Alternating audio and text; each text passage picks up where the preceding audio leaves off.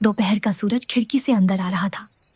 फर्श पर सुनहरी धारियां बना रहा था, जहां 6 साल का राजू और 5 साल की प्रिया कंबलों और तकियों से एक शानदार किला बना रहे थे। रियो, उनका वफादार कुत्ता, एक हल्की खर्राटों के साथ प्रवेश द्वार की रखवाली कर रहा था और मिट्ठू तोता अपनी जगह से सहमति से चहचहा रहा था। माँ धीरे धीरे गुनगुना रही थी, जैसे वह साफ सफाई कर रही थी, और पापा आंखों में चमक के साथ पास आए। आज रात, पापा ने फुसफुसाया। उनकी आवाज रात की हवा जितनी गर्म थी। हमारा रोमांच हमें एक शांत जगह पर ले जाता है, जहां प्राचीन पेड़ सबसे पुराने रहस्य छिपाए हुए हैं। सबसे शांत पेड़ के पत्ते कौन सा प्राचीन रहस्य फुसफुसाते हैं, जो सुनने का इंतजार कर रहा है। अपने सपने में राजू और प्रिया खुद को एक भूली हुई शांतिपूर्ण बगीचे में पाते हैं। यह महलों से भव्य नहीं था, बल्कि नम मिट्टी की गंध और तितली के पंखों की शांत फड़फड़ाहट से समृद्ध था। इसके केंद्र में उन्होंने अब तक का सबसे सुंदर प्राचीन पेड़ देखा, एक फुसफुसाती विलो। उसकी लंबी सुंदर शाखाएं हरे पर्दे की तरह नीचे लटक रही थी, लगभग जमीन को छू रही थी। यह काफी उदास दिख रहा था। उसके पत्ते इतने चमकदार दिन में भी लटके हुए थे। किस शांत उदासी ने शानदार फुसफुसाती विलो के पत्तों को झुका दिया था। उन्होंने देखा कि विलो के पत्ते सिर्फ उदास नहीं थे, वे शायद ही फुसफुसा रहे थे, जबकि एक फुसफुसाती विलो को हजारों कहानियों से गुनगुनाना चाहिए। रियो ने बच्चों को धीरे से धकेला। उसकी पूंछ थोड़ी लटकी हुई थी, पेड़ की उदासी को महसूस कर रहा था। मिट्ठू एक नीची लटकी हुई डाली पर उड़ गया। उसकी हंसमुख चहचहाहट नरम और चिंतित हो गई। अचानक विलो की झुकी हुई शाखाओं के नीचे से एक छोटा चमचमाता पत्ती प्रेत निकला। वह राजू के अंगूठे से बड़ा नहीं था, ओस से सने पंखुड़ियों जैसे पंखों के साथ, लेकिन उसकी रोशनी बहुत बहुत मंद थी। वह खोया हुआ और डरा हुआ दिख रहा था। प्रेत विलो का संरक्षक था और उसकी रोशनी सीधे पेड़ की खुशी से जुड़ी हुई थी। विलो उदास थी क्योंकि उसका प्रेत उदासी में खो गया था। एक छोटे खोए हुए प्रेत की मंद रोशनी कैसे एक शानदार प्राचीन पेड़ की उदासी से जुड़ी हो सकती थी। राजू और प्रिया को उस छोटे प्रेत और उदास विलो के लिए गहरी सहानुभूति महसूस हुई। उन्होंने एक दूसरे को देखा। एक साझा समझ उनके बीच से गुजर रही थी।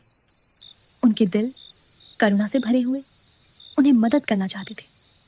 पापा और माँ की गर्म आरामदायक उपस्थिति सपने में उनके बगल में फैल रही थी, उन्हें शांत आत्मविश्वास दे रही थी। कोमल हरकतों से राजू और प्रिया घुटनों के बल बैठ गए।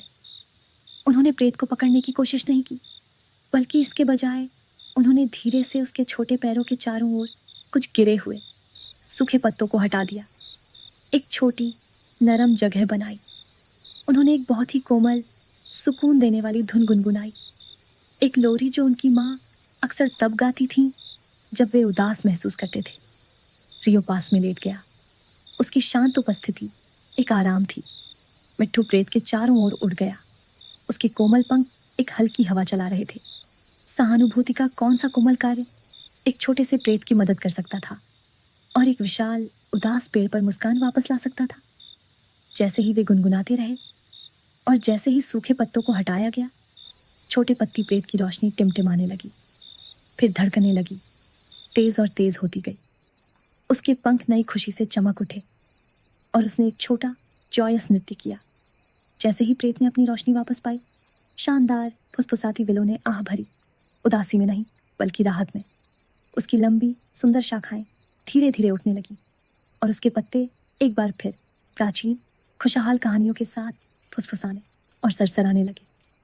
पूरा बगीचा हल्का और चमकदार महसूस हुआ, विलो के संतुष्ट गान से भरा हुआ। एक बच्चे की गहरी सहानुभूति एक प्राचीन पेड़ के रहस्यों को कैसे खोल देगी और एक छिपे हुए बगीचे को रोशन कर देगी। विलो ने धीरे से एक डाली राजू और प्रिया की ओर झुकाई, मानो धन्यवाद दे रही हो, अपने नरम पत्तों से उनके गालों को छूते हुए। छोटा पत्ती प्रेत अब शानदार ढंग से चमक रहा था, जॉयफुल हलकों में उनके चारों ओर उड़ गया और फिर विलो के जीवंत पत्तों के भीतर सुरक्षित रूप से बस गया। यह साझा सहानुभूति और शांत आश्चर्य का एक सुंदर क्षण था। जैसे ही सपने के सूरज की आखिरी किरणें फीकी पड़ गईं, एक कोमल गर्माहट ने राजू और प्रिया को उनके अपने बिस्तरों पर वापस उठा लिया। नम मिट्टी और खिलते फूलों की सूक्ष्म सुगंध उनके चारों ओर हल्की सी बनी हुई लगी। सहानुभूति और फुसफुसाते पेड़ों के कौन से शांतिपूर्ण सपने आज रात उनकी नींद को भर देंगे। अपने आरामदायक बिस्तरों में वापस राजू और प्रिया को फुसफुसाती विलो और उसके कृतज्ञ प्रेत की याद आई। रियो कसकर दुबका हुआ था, शायद हरे भरे बगीचों का सपना देख रहा था। मिट्ठू सो रहा था, उसके पंख गर्माहट के लिए फूले हुए थे। राजू बह गया और बह गया। उसके विचार चमकते प्रेतों और खुशविलों की सुकून देने वाली गूंज से भरे थे। प्रिया पहले ही सो चुकी थी, उसके चेहरे पर एक शांत मुस्कान थी।